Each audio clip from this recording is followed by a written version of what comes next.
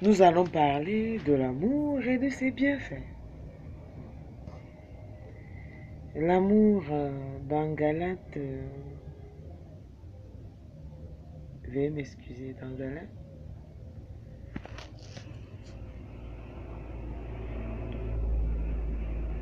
De toutes les façons, dans la Bible, il est écrit, l'amour croit tout. L'amour espère tout. L'amour supporte tout. L'amour ne soupçonne point le mal. L'amour, c'est pour cela que l'amour a des bienfaits. Et l'amour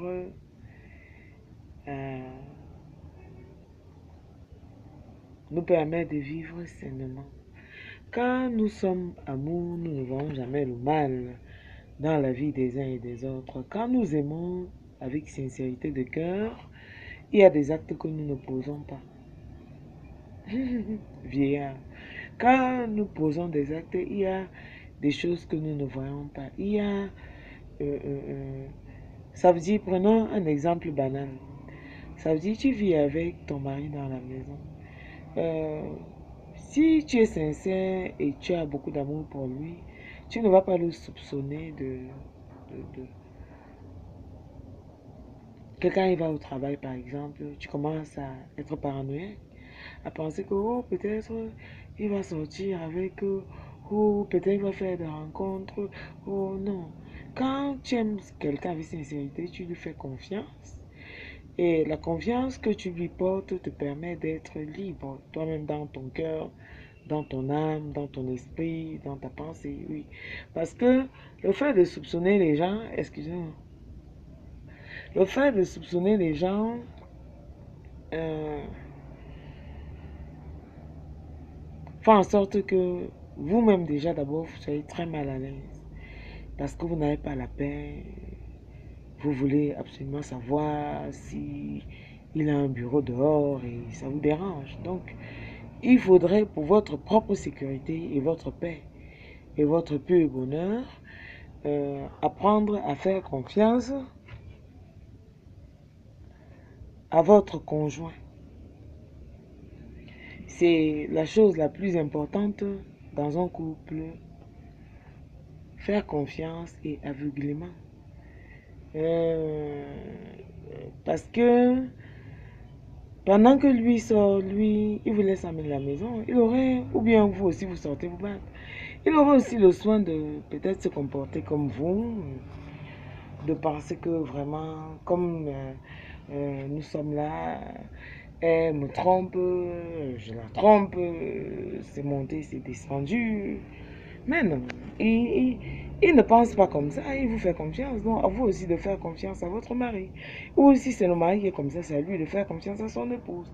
Parce que ce genre de relation empoisonne le couple et à la fin, ça peut vous faire divorcer. Donc, pour votre sécurité dans le mariage, apprenez à vous faire confiance mutuellement. Maintenant, au sein de la famille, nous devons apprendre à nous aimer avec sincérité, à ne pas nous soupçonner les uns les autres, d'être soit sorciers, d'être soit vampires. Ça gâche les relations que nous avons envers soit nos parents, soit nos frères, soit nos sœurs. Savoir aimer son frère, sa sœur, ardemment, c'est ce que Dieu nous demande, nous ordonne dans la parole de Dieu. Donc, nous devons apprendre à aimer nos frères, aimer nos sœurs, sans les soupçonner de quoi que ce soit. Et comme ça, nous serons heureux, nous serons épanouis. Nous pourrons, quand nous nous rencontrons, nous sommes heureux d'être ensemble. De là, à la maison, on ne peut pas se dispatcher, se gâter.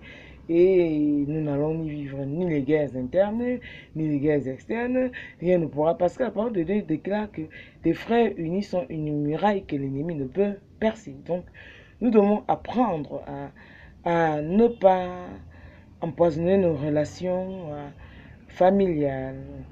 Et pareil pour l'amitié. Vous savez que en amitié, si vous n'êtes pas très fort, vous n'allez même pas avoir les amis dehors. Donc, parce que les gens ont peur les uns des autres, les gens veulent seulement rester avec les gens qu'ils ont connus quand ils étaient petits, grandir avec eux et continuer avec eux, peut-être ne même pas soulever une de relation. Euh, pour ma part, j'avais plein d'amis. J'étais toujours sortie et j'aimais vivre, j'aimais danser, j'aimais monter, descendre et je me sentais bien en amitié, quoi. Je faisais confiance, une confiance absolue. Et je pense que c'est ça qui a porté mes relations peut-être un peu loin. Bon, peut-être ma façon d'être, euh, peut-être c'est ça, ça dérangeait peut-être les autres. Bon, mais et je pouvais pas le savoir parce que en amitié, on est vrai. Quand on est amis, on est vrai et on ne se ment pas en amitié. Ça veut dire que si dans notre amitié, tu te rends compte que je t'empoisonne un peu la vie, c'est à toi de m'appeler pour me dire que bon, ben écoute, je t'aime beaucoup, mais j'ai besoin de ne même pas te voir pendant quelques jours hein, pour me sentir bien. Hmm? En amitié, on a le droit de se dire la vérité. On a le droit, parce qu'en plus, l'amitié n'est pas un bon de prise en charge. Donc, on a le droit d'être sincère en amitié. Même si tu ne veux pas blesser ton ami, mais au moins, tu as le devoir, c'est de lui dire la vérité. C'est ce qu'on appelle l'amitié. L'amitié, ce n'est pas seulement caresser l'autre dans le sens du poil, non. C'est aussi pouvoir dire à l'autre que, bon, ben écoute, hier, tu m'as vexé à deux, pas comme si c'était ton enfant, non. Parce que tu la respectes, tu considères que c'est une grande personne et que tu as le droit de lui parler d'une certaine façon. Donc tu l'appelles, tu lui dis, bon ben hier j'étais un peu énervé parce que ce que tu as fait hier là ne m'a pas plu. Donc c'est comme ça qu'on s'adresse aux grandes personnes. C'est même pas que parce que c'est ton ami, tu connais ses secrets, tu connais si tu penses que tu as le droit de lui parler n'importe comment, non. En amitié, il faut se respecter. C'est cordial l'amitié, c'est convivial l'amitié. Si vous êtes vrai en amitié, vous pouvez faire 100 ans d'amitié. J'ai vu quelqu'un dans ma famille, ma soeur aînée, qui a encore ses amis de la classe de sixième, par exemple. Elle a presque 60 ans, oui, sensiblement. Et elle a encore ses camarades de classe de sixième, avec qui elle s'entend. Et, et elles ont, bah oui, donc c'est formidable, je suis étonnée.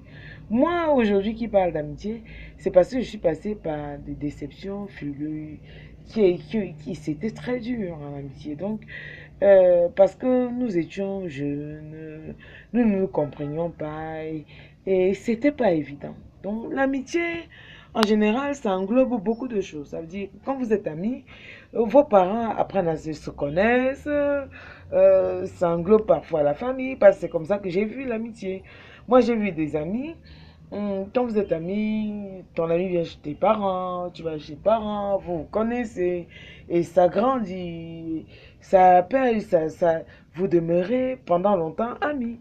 Donc, on a des amis comme ça pour la vie. Vous vous mariez, votre ami ne regarde même pas votre mari parce qu'elle sait que là-bas, c'est votre mari. Comme vous aussi, si ça va aussi de son côté, vous aussi, vous n'allez pas regarder son mari parce que c'est comme ça. C'est comme ça l'amitié. Vous considérez le mari de votre ami comme votre ami que vous aimez. Donc, ça veut dire que vous l'aimez autant que votre ami. Donc, ça veut dire vous ne pensez pas en mal. Le côté, c'est que c'est banni pour garder votre relation sincère avec votre ami et vous verrez que vous formerez une famille. Vos enfants se connaîtront, ça grandira. Et puis, si vous voyez, c'est ça l'amour. Le véritable amour sincère ne vous permet pas de regarder le conjoint de votre ami que vous considérez un peu déjà comme votre famille. Oui, bien sûr, c'est comme ça l'amitié, c'est sincère. Donc, nous parlons des relations qui empoisonne. Donc, en amitié, nous parlons d'amour. En amitié, quand vous commencez à soupçonner que, hey, là où elle est très jolie, elle vient s'asseoir ici, elle peut vous draguer mon mari. Hein. C'est fini. Vous n'aurez plus la paix dans le ménage. Et avec votre ami, vous risquez même couper les ponts pour rien. Oh, en amitié, vous ne vous soupçonnez pas. Parce que si vous avez grandi ensemble ou bien vous avez fréquenté ensemble, ça veut dire que vous connaissez quand même, vous connaissez quelles sont les habitudes d'eux et quelles sont les habitudes de l'autre. Hein? Donc, ça veut dire que vous devez être pacifique. aimante, sans rien soupçonner en retour. Parce que si vous grandissez ensemble, vous vous mariez, votre amie se marie, comment va-t-elle quitter son mari alors qu'elle vous aime et que vous l'aimez, sincèrement, sans arrière-pensée? Donc, quand quelqu'un vous aime, ça veut dire que la personne qui vous aime considère que vous êtes quand même quelqu'un d'important pour elle. Donc, c'est pour cela qu'en amitié, il est important d'être sincère et vrai. Hein? Si vous mettez en pratique ce que je vous dis là, vous aurez de très bonnes amies ou bien de très bons amis avec qui vous allez vieillir. Mais si vous soupçonnez votre champ relationnel, ça veut dire celui qui vous dit bonjour. Hey, peut-être en me disant bonjour là, il est déjà voir mon ami. Hein. Peut-être en me disant bonjour là, ici, si vous êtes comme ça, je vous dis que vous n'aurez pas d'amis. Hein. Tant pis pour vous. Vous allez demeurer seul et vous allez rester seul. Mais si vous êtes gentil, vous n'avez pas d'arrière-pensée, vous n'êtes pas soupçonneuse, vous êtes euh, positive et vous savez voir le verre à moitié plein, oh, vous ferez des exploits en amitié. Vous serez le centre d'attraction. Vous savez, à un moment donné, toutes mes amies étaient ici aussi, comme j'étais aussi chez elles. C'est comme ça. On venait chez moi, j'allais chez mes amis, ainsi de suite. Bon, ben, vous voyez, l'amitié est là, elles sont là, on se voit. C'est seulement que la vie nous porte parfois à aller à gauche, à droite, mais quand on se rencontre, ça va. L'amitié est comme ça. Donc, il faut apprendre à aimer sincèrement et à se dire la vérité en amitié, même dans le couple. Hein, il faut apprendre à se dire la vérité. Et il faut apprendre à être vrai avec son homme. Et l'homme, vous savez que un homme peut même vous tromper et aller dehors, avoir plusieurs relations sexuelles hors mariage protégées et revenir vers vous. Mais vous n'avez pas le droit. En Afrique, chez nous, en Afrique, c'est pas évident, on n'a pas le droit de tromper son conjoint, surtout la femme. Mais l'homme peut même aller prendre une deuxième femme et ramener à la maison. Vous n'avez pas le droit. C'est la loi et c'est comme ça. Les femmes doivent... La parole de Dieu déclare que... Je disais tantôt dernièrement que la parole n'a même pas ordonné à une femme d'aimer son mari. Hein. Dans la Bible, il est écrit dans Éphésiens 5 à partir du verset, si je ne me trompe pas, 22 jusqu'à 26, si je ne me trompe pas, hein, que les femmes doivent être soumises à leur mari, comme l'Église l'est au Seigneur. Point final et terminé. On n'a pas demandé à une femme d'aimer son mari, parce que les femmes ne savent pas aimer. Prenons un exemple. Quand une femme décide de tromper son époux, elle ne le trompe pas, comme lui quand il sort pour aller dehors tromper son épouse. Je savais déjà un peu quand même que tromper son épouse. Les femmes partent en général avec toutes leurs émotions. J'avais compris ça quand j'avais lu. Et elles partent en général avec toutes leurs émotions et tous leurs sentiments. Les hommes ne sont pas comme ça.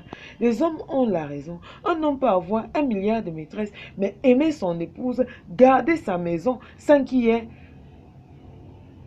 turbulence à l'intérieur, ni le matin, ni à midi, ni le soir. Tandis que les femmes, une fois qu'elle a posé le pied là-dehors, aïe, aïe, aïe, si le type là n'est pas fort, il peut perdre son ménage comme un jeu. Parce qu'elles ne partent pas comme les hommes partent. Les hommes, ils partent sans émotion et sans sentiment. Tandis que les femmes, quand elles sortent, hein, elles partent et avec les émotions et les sentiments, elles oublient même parfois qu'elles ont les enfants dans la maison et que, en faut pas, il peut y avoir divorce. Donc, il faut apprendre. C'est pour cela que la parole de Dieu ordonne aux femmes d'être soumises à leur mari. La parole de Dieu n'a pas dit aux femmes d'aimer les maris, non. Elle a dit d'être soumises. Donc elles doivent être soumises, tandis que les hommes doivent aimer leurs épouses comme leur propre chair et en prendre soin. C'est ce qui a été ordonné. Parce que les hommes savent aimer et savent comment aimer leurs épouses. Donc, voilà un peu, c'est aussi quelque chose qui englobe l'amour. Donc, ne dites pas que je vous empeste ou que je vous dérange. Si vous mettez en pratique ce que je vous dis, vous vous en sortirez bien et vous serez heureux. Bon, ben, à bon entendeur, salut!